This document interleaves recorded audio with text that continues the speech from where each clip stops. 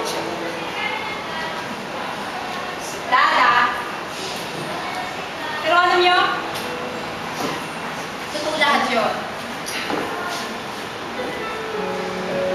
Isa ko sa pinalad na makarating dito sa Abu Dhabi. Masyado akong pilit sa sarili. Sabi ko, kung yung iba nahihirapan, sa akin, wala yan. May beauty naman ako. Matikit sa lahat.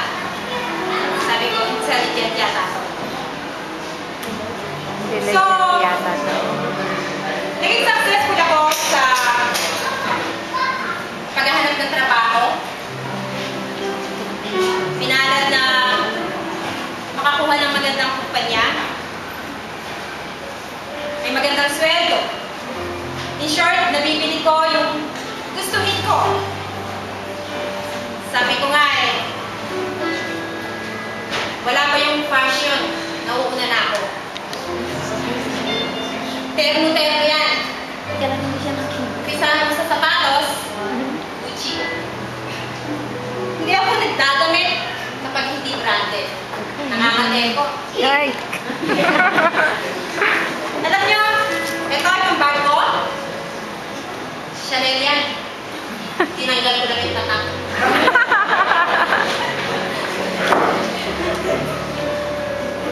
Masyado akong bilit sa aking sarili.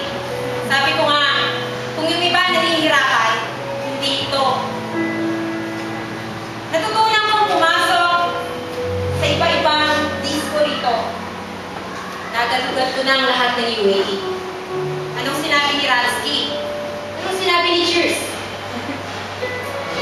Alam nyo, tulog lang ang pahinga ko. Pagpasok ko sa trabaho, may hangover pa.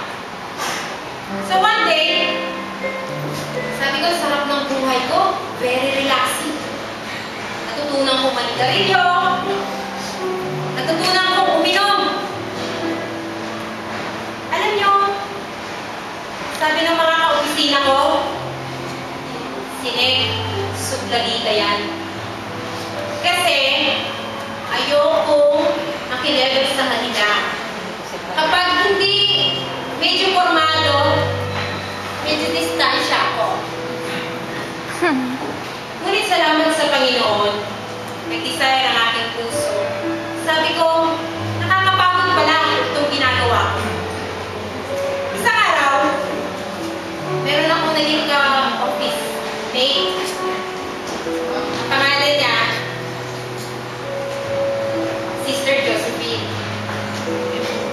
Aya-aya siya sa akin. Sabi ko, ano bang ginagawa mo, sister? Kasi, ang born again, praise the Lord, praise the Lord. Sabi ko, ano ba yun? Sabi niya, sumama ka sa akin. Sabi ko, next time. Kasi, I don't need your Jesus Christ. I'm happy. So, one day, nagkaroon ako ng isang pagsubok sa aking buhay na talagang kinailangan kong umapit sa ating Panginoon.